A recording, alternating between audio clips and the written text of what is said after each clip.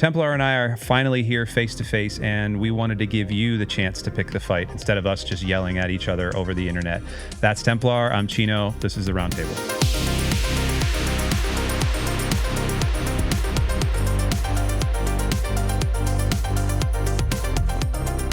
If you watched our last episode, there's a reason that we're like sitting here in chairs next to each other, and I can reach out and legitimately touch my brother Templar over here.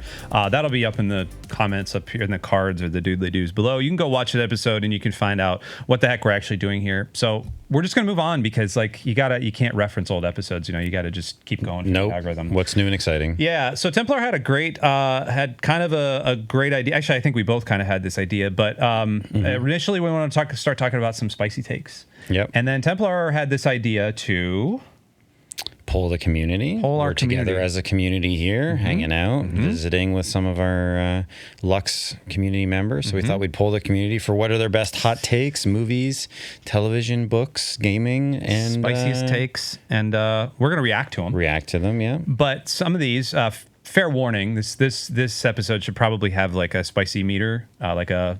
Sure. Like how spicy it is. Do we want to grade these on like a Tabasco to ghost how pepper? How hot the take is? We should. Yeah, I'm sure. So the lowest would be probably like toothpaste, right? Bell pepper. Bell pepper. Oh, yeah, okay. Toothpaste. All right, fair enough. So we'll go. I was thinking pepper scale. All right. I've got kids, and I legitimately had my youngest kid, Carter. He came out one night and he was like, "Is toothpaste spicy?" It's like, well. Okay. That's a word. He didn't know what it actually meant. So let's go toothpaste, Tabasco. We need something in the middle and then ghost pepper. What goes in the middle after Tabasco? Habanero? Habanero, yes. Habanero and then ghost pepper. That's our spicy level. All right. We're going to start with a couple of just real kind of easy ones, and then we're going to go from there. Our friend Chris. Shout out Chris. He said this one is going to have some heat on it. My brother just started watching Rings of Power and thinks it's amazing, which makes me think how it seems cool. It's cool that for people to bash it and say it's not Lord of the Rings. I guess it feels different from Peter Jackson's movie to them. He says a lot of other stuff, but he says the quality is really high, and I think it deserves to be appreciated for that. Where on the spicyometer? It's a hot take. It is a very hot take. It's up there. It's probably ghost pepper level to say it's great. To say the Rings of Power is great, I think is a real hot take. Yeah, he said his brother, but then he quickly changed to I. It changed from, my brother to I halfway through. Yes. So it's okay, man. Just own it. Yes. So do we knock it down a level because he's pretending it's someone else's take? I don't know. Or is he just agreeing with his brother? This might be like, I have a girlfriend, do we question the whole family? Niagara. Like, do we just have questions about the whole families? Yeah. Well, shout out, Chris. I love you, Chris. Sorry, man. Zeth then, our good buddy Zeth then followed up and he said, Rings of Power is great. Don't listen to the haters. Also, the Hobbit movies are pretty good, and I have to strongly object. That was Pastor Mark you heard on the other side of the studio. The Hobbit movies are pretty good, and I have to strongly object to all this. This is ghost pepper for me. That's two different levels. For me, Rings of Power, to say Rings of Power is great is ghost pepper. Yes. The Hobbit movies are, no. What did he say, good? He said they're pretty good. Pretty good is like Habanero. That's hot. That's not as hot as it could be. Because I think there are some redeeming elements of the Hobbit movies. I don't think they're pretty good. I think they're bad. But I agree. I think there are elements of them that are okay. We had a chance to watch Silo together yesterday, and yes. The TV in the Airbnb that we're staying in. This is, for whatever reason, every TV that you buy has motion smoothing on. Right. And I said, we need to turn that off. And he said, you don't like that Hobbit look. And I immediately knew what he was talking about and immediately agreed. Yep, the high frame rate, 48 frames per second. I love a 60 frames per second, but on my sports, not on my movies, please. Yeah. So the Rings of Power take, that's a really hot take. We watched season 1. We talked about it on the Roundtable. It sucked. It is really bad. Yes. And to his point about it, the production quality is high. Yes. They spent a lot of money on this show. $1 billion. I think they wasted a lot of money on it. But the writing, in my opinion, is atrocious. I think comparing it to the Peter Jackson ones, because it's not based on the Lord of the Rings trilogy. Nope. It's based on extended universe content and appendices. That's all they got the rights to. Yep. But it messes with characters. If you have Galadriel in it, you have Galadriel in Lord of the Rings. Mm-hmm. And you're completely messing with her character. Yep. You make her insufferable. Yep. You take the Hobbits and you just make them terrible. You change things about the dwarves and the elves. You have one good relationship in all of season 1, which was the relationship between the dwarf leader and Elrond, young Elrond. And that was it. And then you try to make the orcs likable, and relatable, even though that's never the point of what the orcs are. So you're twisting Tolkien's vision. Yes, Peter Jackson changed things as well. He also said in there that people didn't complain about that. It's true. Excuse me, as an old person, they did. Yes. People did complain about the changes Very to much Lord of the so. Rings when those movies were coming out. We have just forgotten it now because those movies are so great. Still. At the time, I had heard many people questioning why did they cut out Tom Bombadil? Why did they make these changes with the Ents in Two Towers? Why did they change the end of? They changed heavily the end of the third movie. Yes, they did. They compressed it. There were plenty of complaints about those movies, but the movies overall are so excellent, well written, performed, production value is incredible. Yep. Has become legendary, and really not become, was then, that people gave it a pass because it seems like there was a genuine love to bring these books to the screen. Yep. That is not present in the Rings of Power. The Rings of Power is, hey, we think we're better than Tolkien at writing, and we are going to try to make something that we think is better, that includes elements that he never had. And so we're going to take his universe and we're going to bastardize it. Ooh. And it looks pretty, but that's it. It's soulless garbage, shiny garbage. I'm sorry. Good. Shiny garbage. Lipstick on a pig. I love it. You heard it here first. Rings of Power is lipstick on a pig. Done. That's it. We've got one here from Pastor Druzy. He says there are better podcasts than the Roundtable. That's a habanero. Yeah, that's a pretty hot That might take. be ghost pepper. Yeah, that's probably ghost pepper, and I'm concerned about his well-being that he would post something. It might be a cry for help, really. Well, I think. Can we talk about one that his lovely wife, who we love, Yes, Em, we love Em is her. great. She posted something in our Discord that I think was I think we might need to have her committed. She said that Mistborn wasn't that good and the ending was disappointed. Shrug emoji. She's referring to the trilogy, so not just the first book, which I did confirm. Relevant to our recent reading. Very much so. We've become more of a book podcast this year. We've been reading through Mistborn. We read Final Empire back in March. Yes. And then we have since checked in. We did an episode on all of Era 1. And then we've together been reading through Era 2. I understand the take. So for me, I don't agree with it, but I understand it.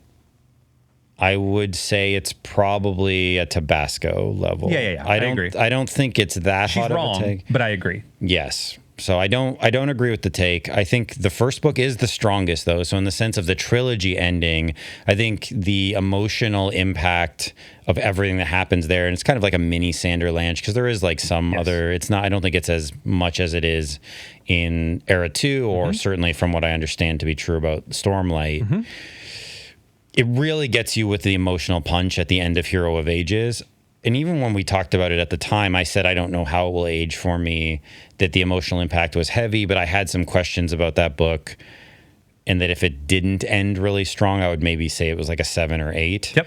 So I have some criticisms as well. It's not an S tier series for me, the first trilogy, but it is very good. It's A. It's an A. Yeah. It's a solid A for me. So hot take, not scorching hot, though. No. We have one from one G. Miller. Greg says, Shout everything out. doesn't actually suck now. People are too critical of movies and TV, Supergirl, The Odyssey, et cetera, et cetera, et cetera. Right. Relevant because we did sort of an episode about how everything sucks right now. True. And that was not, we were trying to be positive about it. We were? Yeah. That's called clickbait, kids. True. This is like a toothpaste one, right? This isn't really a hot take. This is just a reasonable opinion. Maybe like crushed black pepper. Right. Yeah. You get enough black pepper on something, you feel it. Yeah.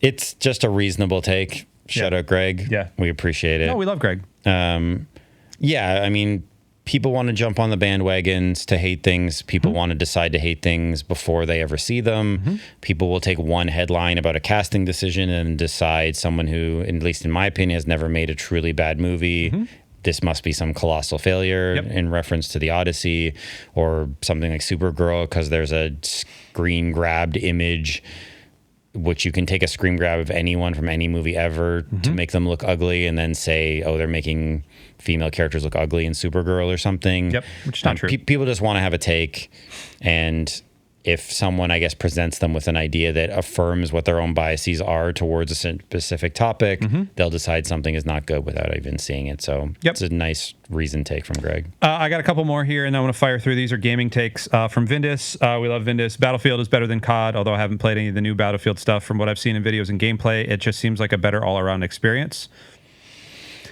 Better is a relative term. I think this is probably a toothpaste take, because I think overall COD has fallen off a cliff. Yeah, my view on this would be to more look at it like peak Battlefield versus peak COD. Say peak like what, Black Ops 1, Modern Warfare 2, Modern Warfare 2, or the original Modern Warfare 2 era versus Battlefield. What would that have been, 4? That my timeline might be wrong. Battlefield 1? 1 is, I think, a little later, but... Okay. 1942? That's like back in the day. Yeah, but that game's awesome. That's great. Yeah. I think it's tough to say. Better than is tough because they're just very different experiences. And so it's like, what do you want from your game? If you want the intense arcade shooter, COD delivered that, used to. Yep. And, you know, I know some people still like it, and that's great. But at its height, it delivered that arcade shooter experience, the multiplayer, the... prestiging, leveling up, you're leveling up your guns, just playing with buddies, hearing all sorts of things said that no person should ever hear. They're just all part of the experience. Give me a couple of examples right now. I think can we just beep this whole section out? That's what it gave you. Battlefield gave you a much more, at least in theory, experience more, not as far as, but closer towards a sort of tactical. And it's still very arcadey, of course, but more where you have to work together. There's squads. It's more big map, vehicles. There's more of a macro perspective, strategy perspective to it. So what do you want? Yeah. Like, what do you want with your shooter experience? Yeah, I agree. So would I say Battlefield now is better than COD? Yes, but that's because I think Battlefield 6 was a pretty good game. Really good game, I played it. Yes. I had a lot of fun with it. Yes. I've played both pretty heavily. Now I'm probably more of a Battlefield person than COD person anyway, even if COD was good. But COD, as you say, has kind of fallen off a cliff, whereas Battlefield has kept, I think, obviously 2042 had a significant number of issues, but it seems like they bounced back pretty strong with 6. So. Yep. I'm going to rapid fire through a couple of these. Annika's Bloopery, Annika's Cakery. We love. Hi, Annika. Good to see you. They said reading the Lord of the Rings trilogy is a slog and kind of boring at several points. It took me months to get through the 2 towers. I don't think that's a hot take. Jalapeno. I mean, I don't think it's really a hot take. No. I think I tried to read through The Lord of the Rings about 15 years ago, maybe a little bit more. Yeah. Because I read it when I was in high school. Dating myself here, but some time ago I tried to read it again. I got like 140 pages into the first one and nothing had happened yet, and I put it down. Yeah, they're great, but they are kind of a slog. They really are. They can be a slog. I mean, certainly gets going. Nothing against Tolkien. I appreciate the writing. He's not gonna hear us. I mean, hey, he's not listening. No, but if you have any vague criticism of Tolkien, it's not always received well. The writing is absolutely incredible. The world building is incredible. Pacing's a little slow. It takes a while to get going. I can see it I can understand someone thinking it's a slog. And at the same time, I read about 5 books of Malazan, and I made it through those and struggled with Lord of the Rings. So I don't think that's a hot take. I've got 3 gaming ones right in a row. One from our good friend Amber. They said gaming is a luxury hobby. It has always been expensive relative to the cost of living, and most gamers are entitled and whiny with the cost increases in today's economy. It's not a necessity, but many gamers act like it is. # first world problems. Dang. Hold on. Catherine then followed up and said, also AAA gaming is expensive, but you can save a lot of money by sitting back a gen or two and enjoy what it has, or, indie. That's true. That is a good take. That's a very good take. And then one, The Lift, I don't know who that is, just messaged in. This is hot from the presses. Okay. They said GPUs basically don't matter for gaming anymore. So let's take them step by step. That first take, I think, is I think that Amber saying that it's a luxury it is a spicy take. She's correct. She's 100% correct, but most people I think it's how you view luxury. I mean, if you view luxury as anything that you need disposable income to spend on and you classify that as luxury, then sure, because it's not essential. Certainly, it's hobbies that you are not obligated to spend money on to survive. Yep. It's outside of what's necessary. So if that means it's a luxury, then yeah, I think that take could be accurate. And certainly historically that's true. There have been times where if you account for inflation, things were about what they are now, or even maybe more expensive at different points in time through the history of gaming, where consoles or games were very expensive. Yep. So this situation we're currently in is not necessarily new. So is that a hot take? It is. Yeah, I think so. I mean, I think it pushes back because I think people don't view it as a luxury. Right. Anymore. They view it as a necessity. Yes. So against the common conception, yeah. And I want to get to the lifts one because one of the reasons I think people would view it as a necessity is because of these right here. These phones are incredibly powerful. Their GPUs are, this GPU is way more powerful than anything you could have had 15 years ago in a computer. Sure. You know, these things are running, I mean, literally like the same chip that's powering, actually a chip a year before this is powering a MacBook, an entire MacBook. Right. And he said that GPUs don't matter. And like, I think that you're onto something there. It's RAM that matters right now, and that's just RAM because there's a scarcity. So I think I honestly think that take is probably a fair take. Maybe also if that's a commentary on indie games, because many indie games don't rely on high graphical fidelity. Sure. I'm still playing pixel games right now, pixel art games. I mean, we mentioned Balatro. Yeah, it's the best game ever. Or maybe previous episode we talked about Balatro. And that's a game that requires probably almost nothing from a GPU. I think anything integrated could probably play it on a Samsung fridge. Yeah, exactly. Yeah. So I think there's been lots of successful games that don't require it. I mean, certainly AAA, I think you need GPUs for that. But as maybe suggested there, the shift, as Catherine said, is kind of maybe away from the AAA experience. And so for many people, or certainly if you're playing things from previous generations, then yeah, you don't really need the cutting edge GPUs and that to run it. A lot of the experiences I think now people prefer. Yep. Last one for me, and this is from Annika, but her husbandica, who we love. And this is a long one, so just go with me. He said, quote, in the war, hold on, I got another live one in from the lift. Most AAA games have sucked. Indie games are owning the market. Most AAA games are going stylized anyway. Yeah, that's toothpaste. I don't think that's a hot take. I think that's just the reality. The lift, get out of here. He's sitting in this room just like lobbing things over the wall. He's just correct. He is he is absolutely correct. Okay, so I need to get to this Husbandica one before we get out of here. It's long. Let me clear my throat for this. In the war over pineapple on pizza, it's not the pineapple that's the problem. It's the ham, a.k.a. Canadian bacon. Right. Yes. Thank you. Pizza toppings fall into either primary toppings or secondary toppings based on the strength of their flavor. Cheese is foundational, so it's not a topping unless it's extra cheese. That's a ghost pepper take right there. It is a topping. It is 100% a topping. I view it as a base. We can talk about it. We'll talk about that. Finish the take. You have to have at least one primary topping, but secondary toppings are optional. Pepperoni is a primary topping. So is Italian sausage. Okay. Ham is a very muted flavor, so it's a secondary topping. Right. Pineapple is a secondary topping too. So Hawaiian pizza is just 2 secondary toppings, which is why it's not great. You need a primary topping to go with your pineapple. Excuse me. Try pepperoni and pineapple, or sausage and pineapple, or my personal favorite, substitute the ham in a meat lovers with pineapple. It sounds awful. As an aside, quote-unquote vegetarian pizzas work because if you add enough secondary toppings, eventually they add up to a single primary topping. So, your thoughts, Mr. Templar? I like Hawaiian pizza. So this one, I guess this will depend on what your opinion on Hawaiian pizza is. I think he's kind of right, but I think he undermines his own argument in it because he says that ham has a muted flavor. That's why it's a secondary, but pineapple doesn't have a muted flavor though. So wouldn't that make it a primary one? Or is it saying that it has to be meat then to be primary unless you're just going to combine a bunch of veggies together?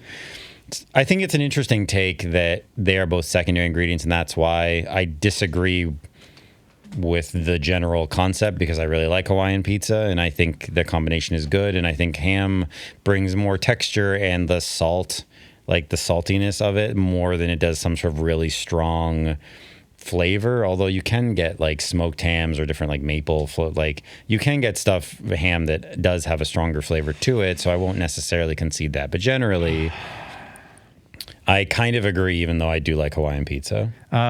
Live studio feedback, the lift says, I hate that. What has a stronger flavor than pineapple?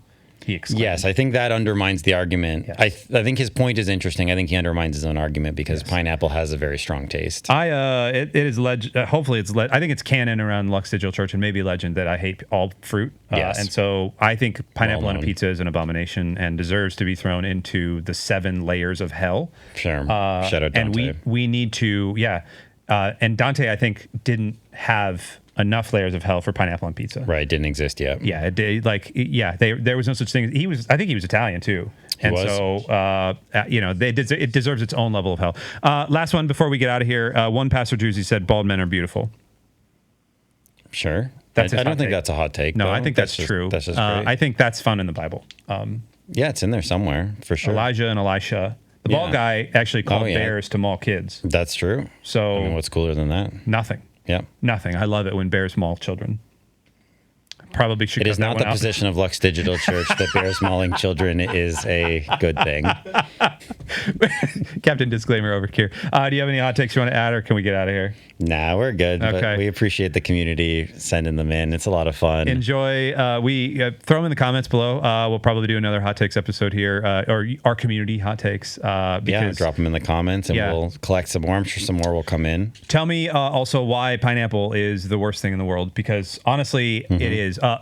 My mom used to feed us these like fruit cups. You know what I'm talking about? Like in the syrup, the cans. And she would give us that with like over cottage cheese. That's why I hate fruit. It's not great. No, it's awful. That seems like a not great combination. But if there was pineapple in that fruit thing, everything tasted like pineapple. Yes. A grape did not taste like a grape. It tasted like a pineapple. A cherry tasted like a pineapple. The cottage grape cheese doesn't even taste like grape, to be honest. So, this guy said it. Hey, we love you. We'll see you next time.